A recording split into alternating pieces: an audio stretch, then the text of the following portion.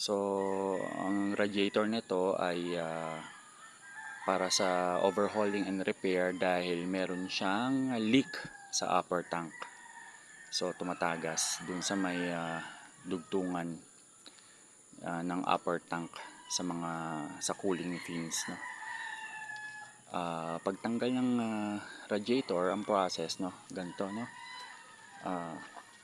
Kailangan na tanggalin natin, okay, itong hose para sa dito sa reservoir.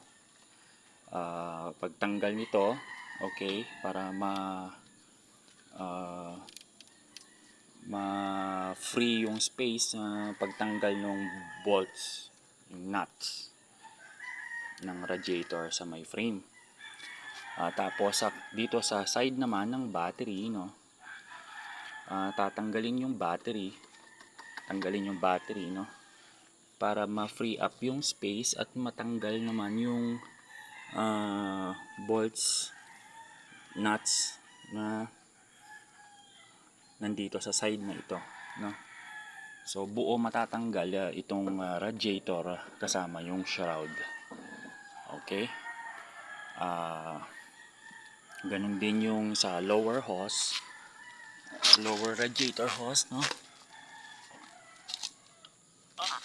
Lower radiator hose. Ayan po, no.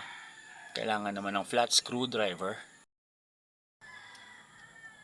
Okay. Tanggal na yung cover ng shroud sa ilalim, no. Yung isang part niya sa ilalim para mag-make way dun sa ating fan, no. So ayan, pwede natin siya tanggalin yung buo.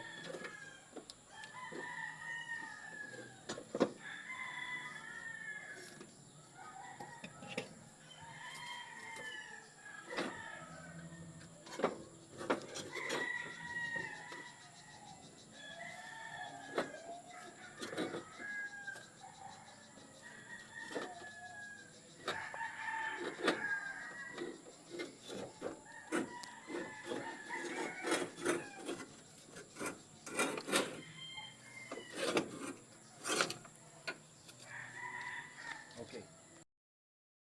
Itong shroud, no, meron siyang apat